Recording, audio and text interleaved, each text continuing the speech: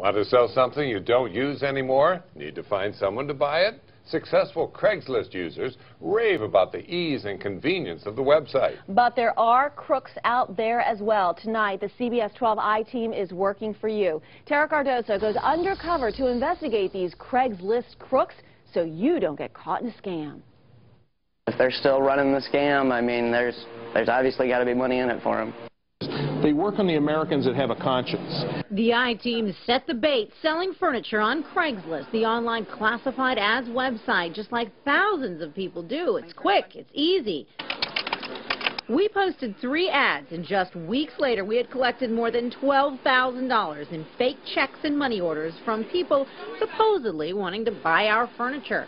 The I-Team showed those checks to the trained eye. See how the lettering goes a different direction, and then it's straight up and down, U.S. draft, official check. But to the average eye, it looks completely... The average eye, it looks really good. They look really good. Tom Whatley is a retired detective from the Delray Beach Police Department. He worked all kinds of computer financial crimes for years, and he knows these kinds of cases very well. They are just honed in on it. They know exactly what they're doing. So here's how it works. Someone sends you an email saying they'd like to buy your stuff, but they're not local, so they send you a check with a whole lot of extra zeros. The additional money is supposedly for moving and shipping expenses. So you take the check to the bank to deposit it, and then you withdraw the money to send it somewhere else for those moving expenses.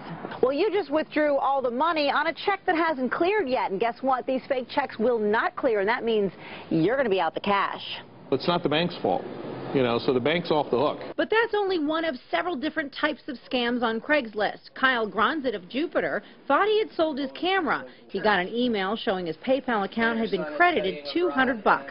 If you look at the emails, it's totally legit from PayPal. But he checked his real PayPal account, and there was no deposit, no money. He knew better. I'm just glad that something did throw up the red flag. So he never sent the camera to the buyer, and he got threatening emails. When you don't send the money, sometimes they do use bullying tactics. The I-Team also got threatening emails and even a phone call. You need to get in touch with us now, and pretty fast, too. I certainly hope you're not trying to steal our money. And the voice on the other end, well, Whatley says it's probably coming from Africa. A lot of the scams left Nigeria, now they're in Ghana. So, because Nigeria is hot right now. The crooks know once you figure out the checks won't clear, they've lost the chance to rip you off. It's pretty sad that ever since you've gotten the payment from us, you've said to keep your mouth shut. Craigslist has a whole page dedicated to avoiding scams and fraud. But how many people are actually reading it? Not enough. Craigslist advises deal locally with folks you can meet in person, and you'll avoid 99% of all scams. Kyle's just glad he figured out sooner rather than later. I definitely wanted to make sure that the public knows that watch out for stuff like this.